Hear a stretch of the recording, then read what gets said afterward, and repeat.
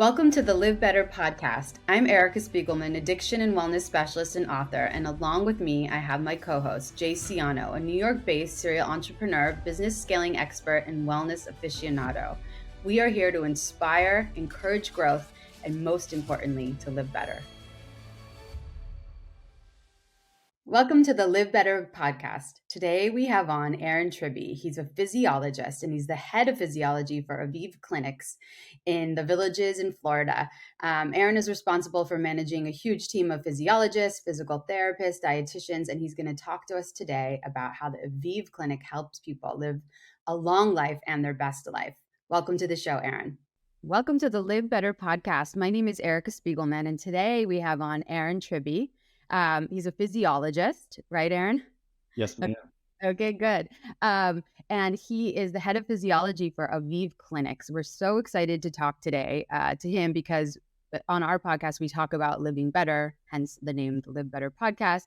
And I know that the Aviv Clinics helps people, I guess, obviously create routines and habits and new tools for them to live a longer life and to understand what self-care is for them, right? So we're excited to chat. Can you tell us a little bit about your role there and how you got into this industry? Yeah. So first off, Erica, thank you so much for having me. I wish Jay was able to be here. We'll push on without him. So yeah, I've been with Aviv Clinic for about 3 years now. A little bit about my background. So as part of the company, I am one of the exercise physiologists. And so really within this role, you prefaced it. We are working with clients on improving their lifestyle. So we're guiding on exercise, we're guiding on nutrition, we're guiding on how's your sleep quality and how do you manage your stress and how do you hydrate? Because all of those things play out into how we age, our state of physical performance, our state of cognitive performance. I have the added bonus of also leading this team and helping guide our clinicians on the physical side. How did I get into this field? It was a passion that I had from a very young age. I had the opportunity to grow up around a physical therapy environment, and I had originally thought about going to school for physical therapy. And then there was one day that I just kind of had a gut feeling that wasn't what my calling was supposed to be. And I lucked into a great program on the exercise physiology side that really allowed me to grow on the data and research and analytics and guiding people with a lot of the things that they struggle with, which are exercise and nutrition and sleep and stress management. Yeah. So so Aviv Clinic, how do people find you? What kind of, for instance, my background is in substance abuse treatment, and I'm a licensed counselor and an author on books about wellness and recovery and things like that. And so people usually come to the clinics that I worked at because they've hit kind of a low in their life. And, so tell us about Aviv a little bit. Who's their clientele? How, where do people come to you for exactly? Yeah. So for starters, we're based in Central Florida, and we are working with clients that their focus is one of two things, either cognitive improvement or physical improvement. A lot of times they'll verbalize one or the other, but as we know, they kind of go hand in hand. What types of clients do we work with? It's really a very wide range. So people that are what we would call healthy aging. So they've just, they've started to notice kind of little small declines in their focus or their attention or their memory. Or on the physical side, their gait pattern has slowed down. They're starting to not be able to play tennis or pickleball or golf as well as they used to. It could be little things like that. We have a lot of clients that come in for traumatic brain injuries they've had in the past. We have a number of clients coming for post-stroke recovery, not necessarily like right after the stroke has happened, but years after they've gone through rehab and they're continuing their progressions back.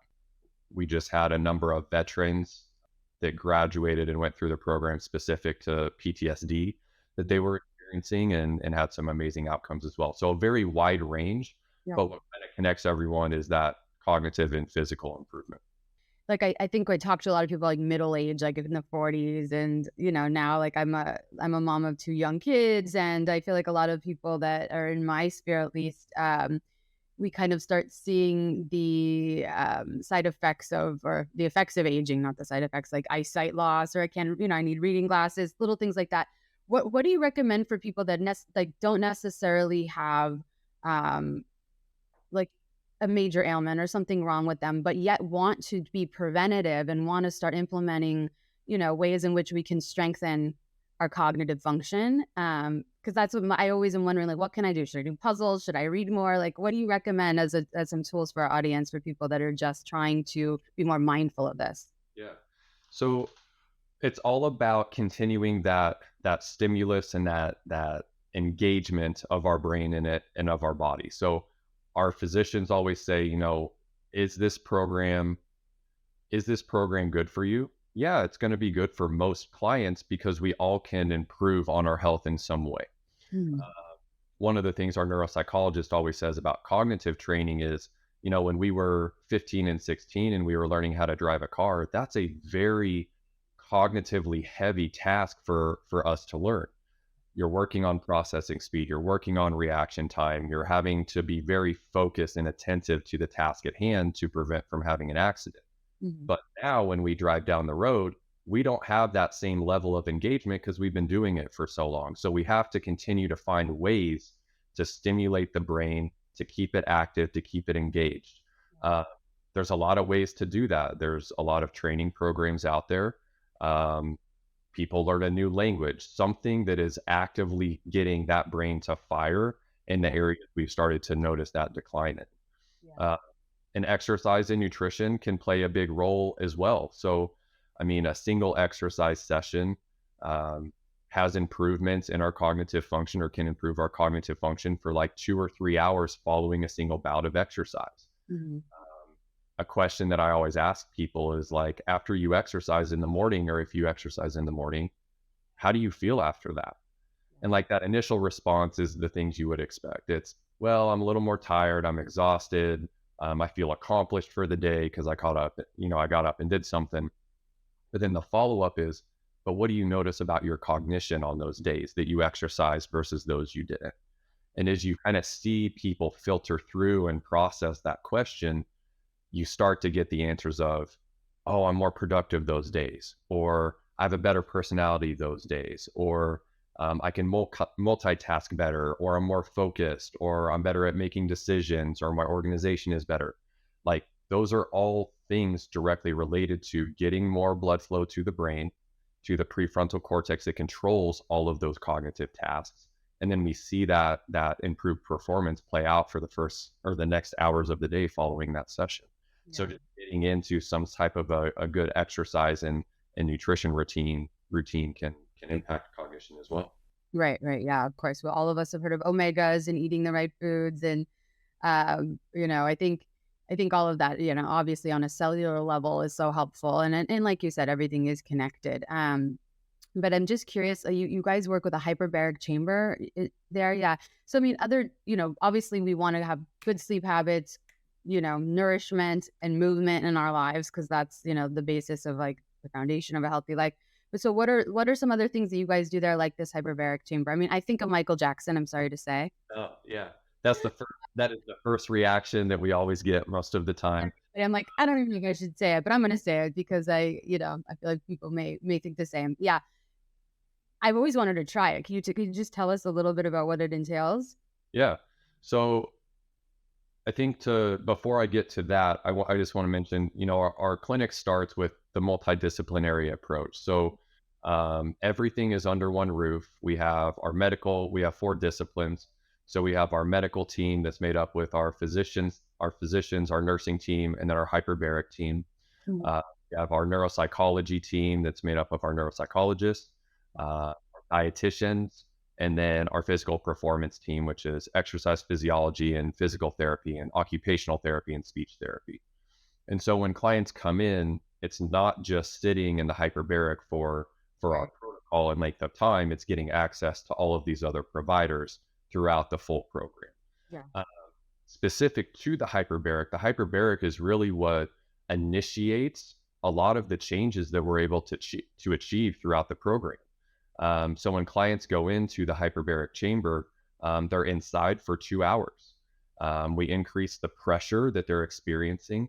So right now, we are both at 1 atmosphere of pressure.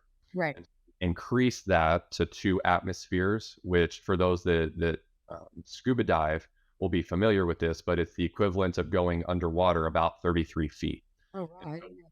yeah, we are increasing the pressure to 2 atmospheres. And then the big difference, if you will, between what we do and what others are doing is we fluctuate the amount of oxygen that clients breathe. And so throughout that 2 hours, they have a mask that they wear, and they're breathing 100% oxygen for 20 minutes. Oh, okay. And they remove that mask for 5 minutes and breathe normal 21% oxygen, just like we are. And then that mask goes back on and it bumps that oxygen level back up to 100% that they're breathing in. And then they take it off after 20 minutes and do another 5-minute break. And so that fluctuation from going from 100% oxygen down to 21 and back up to 100 again over that 2 hours and over the 12-week program is what causes a cascade of things to happen. The first is an increase in natural stem cell production. Uh, Wow. Stem cells are blank slate cells. They form and become anything.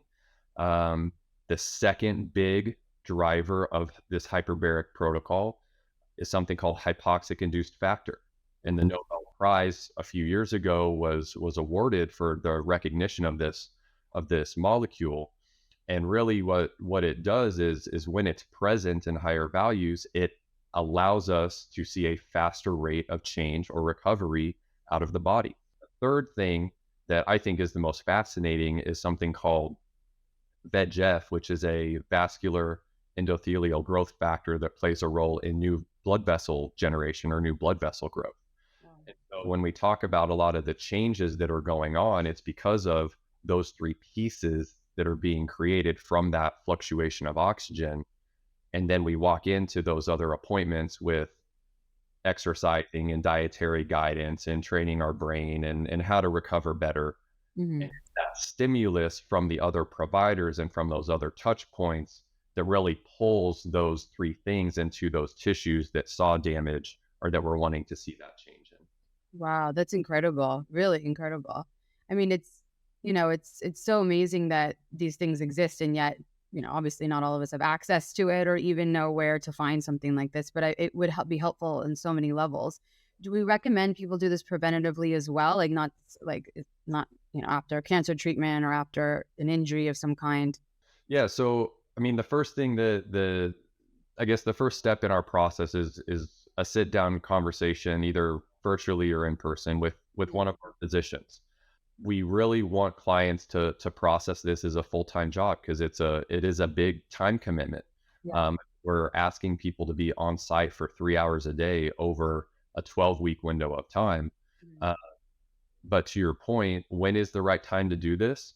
We have some clients that are, yes, using this from a preventative standpoint where, they're still very good cognitively, they're functioning cognitively at a high level. Mhm. Uh, but maybe they've started to notice, a little bit of focus shifts, or they can't remember numbers as well as they used to. Uh, we've had high level executives um, and professionals coming in where it's, they could read a case report of something and have that memorized and don't have to refer back to it. And then they started to be like, okay, they got to glance at it a second time, or they got to glance at it a third time, or, they're in a high level financial meeting and they can't run those numbers and crunch them as quickly as they used to. Um, those are signs of cognitive decline happening. While not significant or to the point of dementia or Alzheimer's, that's the first step. And it may take a number of years for it to really progress, but why would we not want to act on that today and now before it is actually a problem? Right. Yeah. Right. Exactly. Yeah. No, and I just like always encourage that because I know how helpful that is to think in that way. You just kind of have to reframe your thoughts of, well, it's not yet, not yet, not yet. But it's why not? Why not like start and get ahead of things in your life? you know? I mean, I think that's what this discussion on longevity is really about. It's like implementing these habits, practices, routines, whatever this is. I mean, even after they leave your 12-week program, I'm sure you give them a protocol continuation so that, maybe they come in for a tune-up, but at least it's. You're exactly right. It's not just about clients being here for 3 months. It's, yes, we want to maximize the change and the improvements that we see throughout this window, but what's more important to us is that long-term health progression that they're going to continue having. So when clients walk out, we want them to know everything that they need to be doing or continue doing for exercise. And here's your program, and here's the progressions.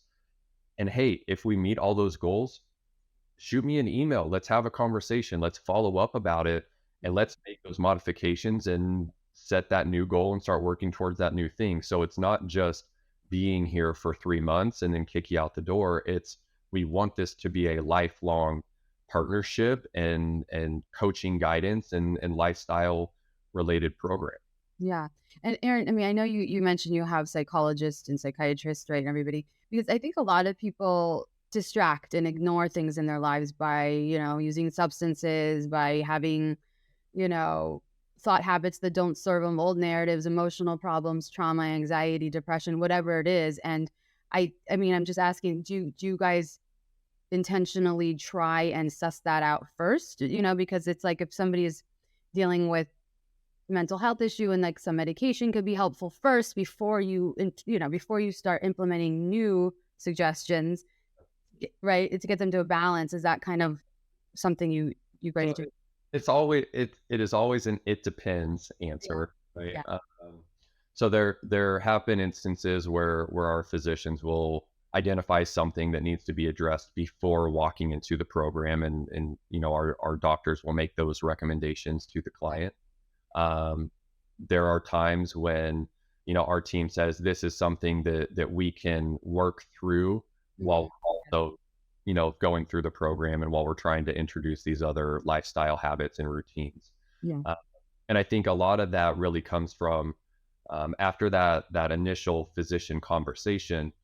As part of this program, clients are going through fairly extensive testing. So it's the fastest it can take is about 3 days, up Mhm. to 5 days if someone's wanting to space it out that long. And it deep dive into all aspects of cognitive function. We're doing genetic testing, we're doing blood work, we're doing a ton of evaluations on the physical side, looking at gait and balance and flexibility and strength and cardiovascular endurance, capacities. Um, our nutrition teams looking at the metabolic level, how much muscle mass do we have versus fat mass, distributions of that, how hydrated are we? We're doing scans of the brain, at function, but also what's the anatomy look like? And after those assessments have come in and we've all generated our reports, then we have a sit down to review everything that we saw. What is the client goal of coming here, and now do we have alignment between the client and our clinicians to make sure that, hey, if you invest in this, your goal is X. Okay, how likely are we going to be able to accomplish that? And if not, let's set some new goals and have a conversation about, is this still realistic for today, or right now? And so we get a lot of that information in the process to make some of those decisions. That's great. That's great. Yeah, it sounds like it's so comprehensive. It's incredible. I mean, I'm somebody who is very proactive. That sounds like it would be so amazing to experience. I know some. Yeah. Well, and a lot of people come saying that they're coming for healthy aging.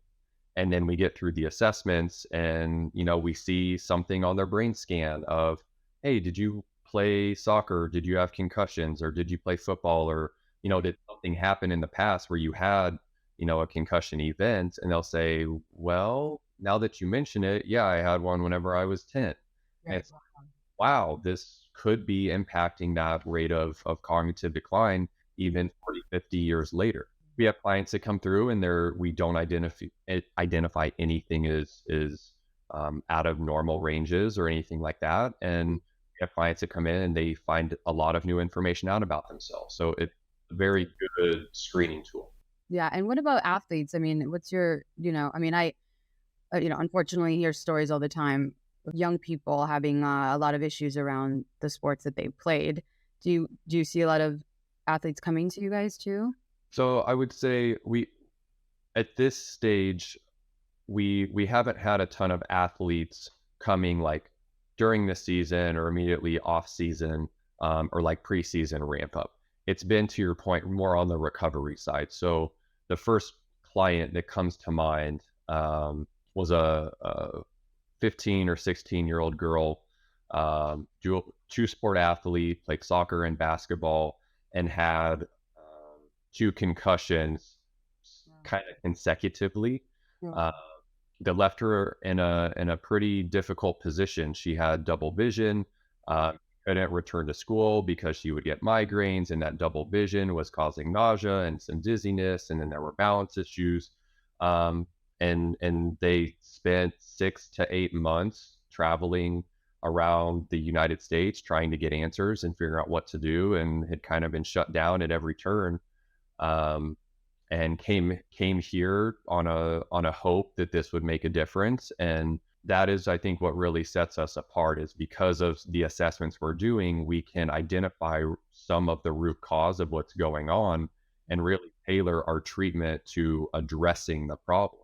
Yeah. And I can sit here now very happy to say, a year out, she's back to playing soccer. She's the starter on her team, just like she was before. Her performance is as good as it was then. She's back in school. And, that was the big thing for us, is not, we get excited talking about athletes and talking about sports, but for us, it was, this is a 15-year-old person Yeah. that is at risk of not being able to have a professional career and being able to go to college or things like that because of some of the things she's experiencing. So that was kind of our focus coming in, was let's work with her to the point where she can at least return to school, and then anything after that is a benefit to her.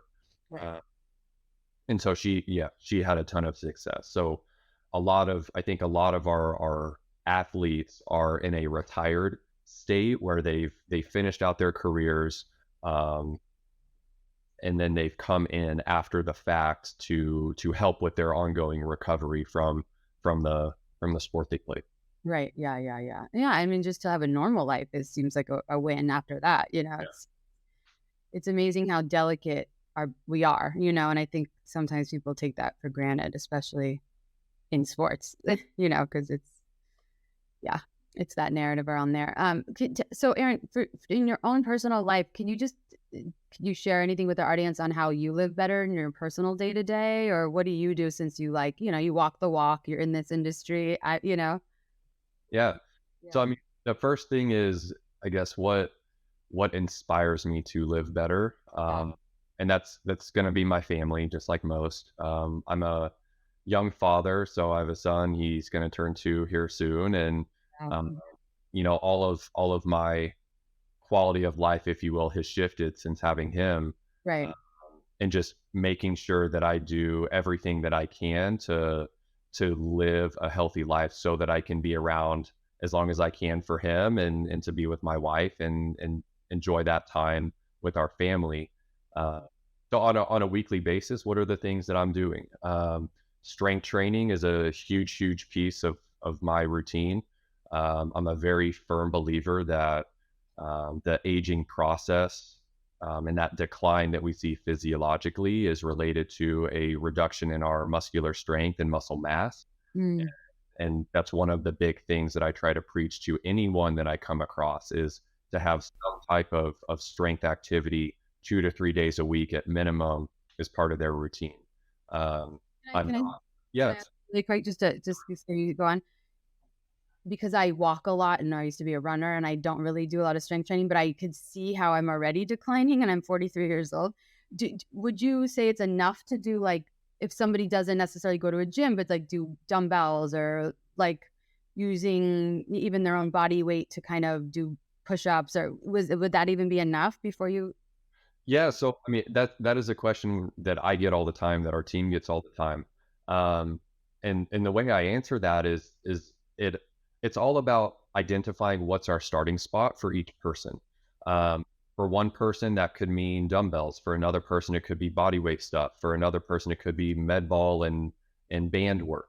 Right. For someone else, it could be barbells. Like the piece of equipment, I would say is less important when we come to let's get this routine established. Let's figure out what are you comfortable with and what's the easiest way to be consistent over time. To And build. yeah, to build that. And then will there come a point where we need to add more load or we have to introduce a dumbbell or a kettlebell or a barbell? Probably, Mhm. just because we'll need more than body weight to continue seeing those adaptations and changes. Right. Um, but yeah, but I mean, if that's the starting spot for someone, I love it. Yeah. And I can build any good coach or clinician will be able to build a functional program for someone based off the equipment they have at their house, Right. Right. or that they have access to. So Yeah. yes, yep, Thank you. Thank you you're for that. welcome. Yeah. So strength training is a huge piece of it. Cardiovascular exercise. So I have a couple dogs, and at the end of every day after dinner, my wife and son and the dogs and I we go out on a long walk, and just to get the heart rate up a little bit, help with that metabolism. So a good combination of strength and cardio on the exercise side. Um, from a nutrition standpoint, I am a firm believer again with protein intake. So I try to build most of my meals around what is that protein, Mhm. followed by what is the fruit or vegetable, followed by what is the carbohydrate. I think protein and fiber content are the two underappreciated foods. And I think if we can shift some of that focus to emphasizing those two pieces, that we can see a lot of exciting things happen. And so that's, you know, I don't think I'm alone in saying some of that. There's a lot of that wave going right now. Uh, and so yeah, my family, we try to prioritize fiber and protein within Mhm. every meal that we're eating. Sleep is huge. So I try to get at minimum 6 hours of sleep, but if I can get 8, that's preferred. Yeah. Sleep is such a big driver for our recovery, our cognitive function, our feelings of fatigue, our energy throughout the day. Yeah. And if you do not sleep very well, that's going to have a significant impact on the rate of weight loss coming, how quickly we can build strength and muscle. Um, there's a lot of things that are impacted by our sleep. Yeah.